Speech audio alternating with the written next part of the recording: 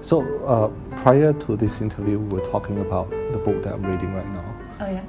It's called The Second Mountain. Yes, that's right. I was saying that it reminds me of you because the first mountain is about finding career success. And then when you reach there, you go, maybe there's something more. It's that success doesn't taste as sweet.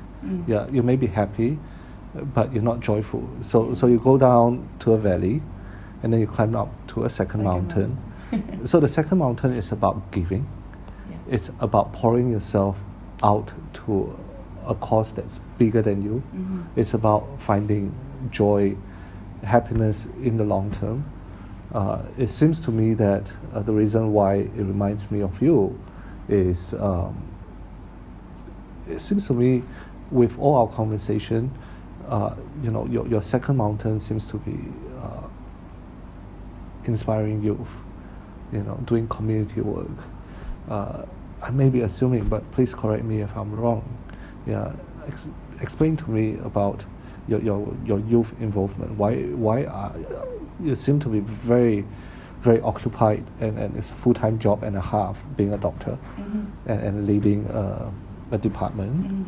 Yeah, and then you've taken on another community role. Yeah, commitment. So, yeah. Over to you. I think, when I was in Singapore, when I went through that personal journey. The valley. Yeah, the valley, exactly. Right. When I had that, kind of dip. That was when I realized that awakening at that time was when I realized being a doctor was not the end goal for me. It was merely a vehicle of what I really wanted to do, which was really to help people as much as I can. And I realized through this, kind of personal development journey and this new world that's opened up to me, I realized that you can impact so many more people, outside your job as being a doctor. Of course, being a doctor, yes, is very impactful, but you're only serving the one at a patients time. That you see, exactly, one at a time. And I wanted to do more and bigger things. And ever since I was a child, I joke that I have this delusion of grandeur, of wanting to make a difference and wanting to change the world, etc., make the world a better place, whatever. Very idealistic. That, funnily enough, I still have. I still hold on to it because I believe in one way or another that we can all do that. We can all, play our part in making a difference, in the world that we live in today. And the reason why the youth development world is so close to me is because when I was young, I remember growing up at the age of 13, revising very hard for my exams. And my auntie was there and she came over and said, "Why are you studying so hard?" And I said, "Oh, because, it's for my exams and stuff." And then she said, "Why do you bother? You're only going to end up in the kitchen anyway." Ouch. That was the Changes moment everything. I thought, yeah, I really want to prove her wrong. That my role is not in the kitchen, that whatever I do does not mean that's all I'm going to be worth. And I thought, if this is what I experience, I'm sure other young people here experience similar things, maybe not something so extreme.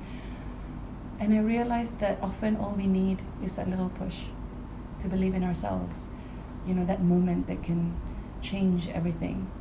And if I can give these tools that I learned, to be resilient, to help unlock you and your purpose and what you want to do, maybe, just maybe, these kids would see that too. And maybe one day, all of Brunei will be led by really beautiful people with this kind of thinking and this kind of drive to really want to, not just be successful, but also have an impact in their own communities, wherever they are. What do you think, what's your observation of the youth in Brunei? What are you optimistic about? What concerns you? Well, what concerns me is this lack of belief. I see it all across the schools that I visit. It's like they need this validation for someone to say, yes, you can do it. And sometimes that's all we need, you see, that little push that someone else believes in them, Right. even if they don't. If someone else believes in them, maybe now they will believe. So I think what's concerning for me is this, as you know, there's a rise in social issues, right? Depression, anxiety in young people we have nowadays. And, a lot of it also comes from this feeling of,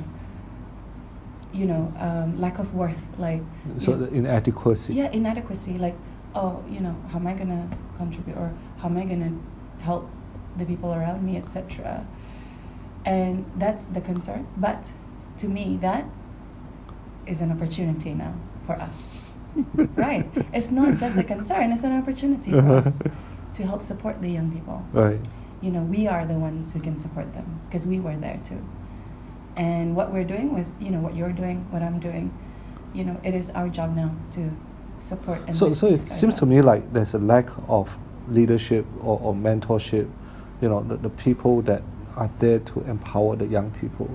That element is lacking. So someone needs to fill that void and tell them that, hey, you're enough, I believe in you. Yeah, to empower the kids. So the adults, the teachers, we the have parents, to take that responsibility. Have not been doing their job too well. Well, I wouldn't say that really. Like, I believe that you only know what you know. So I wouldn't blame them at all. Like, But, instead of blaming, it's educating and reminding them how important it is to have this belief in the next generation. Yeah, exactly. That, having these conversations with adults to say, I know some people say, these guys, they complain a lot, whatever. But that's not what I see. I don't see that at all. In fact, as I said, the most concerning thing is this lack of belief, right? But what I see is a generation of hope. That's what I see. I don't see a generation of people who complain. I see a generation of hope because this generation of kids are the generation of kids who really want to make a difference, who want to live life with meaning. And that is really beautiful to have that in this generation. And I don't want that to go away. We have to cultivate that now because they already have it inside them. If you ask them, like, all these kids are very quiet, very shy, so what do you want to do? And then you dig deep and then it's always, because I want to help, I want to help pay for things for my family. Because I want to help make my parents' life easy. It's like, wow, that's so kind. Like, how can these kids have that kind of thing? Isn't that amazing? Like, so why shouldn't we empower them? And why shouldn't it be our responsibility to do so? And also another thing is, why should we wait for someone else to do it when you can? That's why I did it. So one thing that I most admire about you is you never ask for permission. Yeah. My husband taught me that, by the way. And, you are the department of one. You just go out there and go, hey, what can I do? Yeah. And you knock on the school's door, and then next minute you're talking to a student. Yeah. And that is very countercultural, whereby we always seek permission, and I think it's such a great role model. Yeah. Thank you. What gives you that kind of courage? I think growing up, my dad was a really good influence for me in the sense that ever since we were young, he's always taught us the value of speaking up. Right.